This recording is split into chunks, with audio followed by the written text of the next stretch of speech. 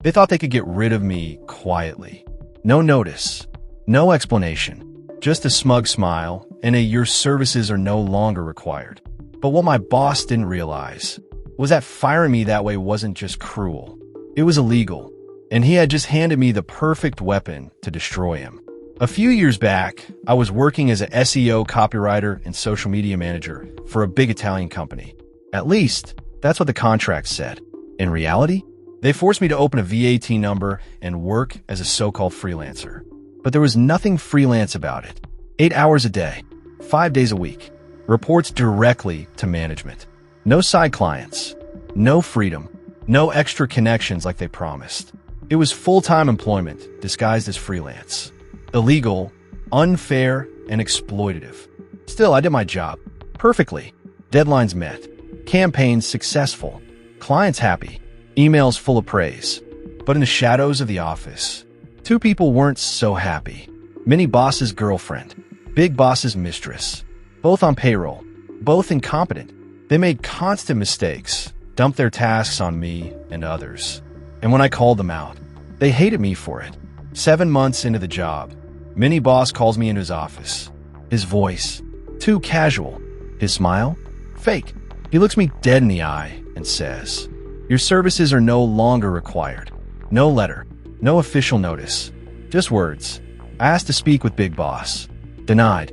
And that's when I smiled, because I already knew this wasn't over. Mini boss must have seen something in my eyes, because he snapped, "Are you threatening the company?"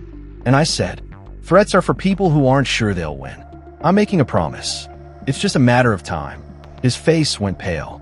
The moment I stepped out of that building, I called my lawyer. We started legal action for wrongful termination and labor law violations. And here's where my boss made the dumbest mistake of his career. When my lawyer sent him the official communication, instead of letting his attorney handle it, Big Boss himself replied. A long, angry email, packed with insults, personal attacks, and every word of it, evidence. Signed, sealed, delivered. "Thank you, boss. Italian bureaucracy is slow." 1 year dragged by, but I wasn't idle. I collected everything. Chats, emails, screenshots, invoices, even photos. Over 200 pages of evidence. When the time came, my lawyer filed the dossier right in the middle of the Christmas holidays.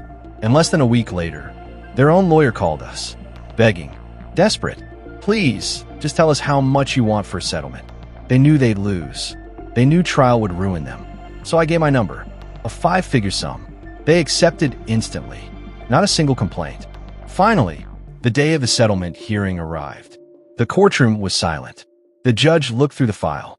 Then she turned to me and my lawyer and actually congratulated us for how well the case had been documented. And then came the best part. She turned to my ex-boss, her voice cold, her words sharp. "Your conduct is appalling. We are tired of seeing your name in court."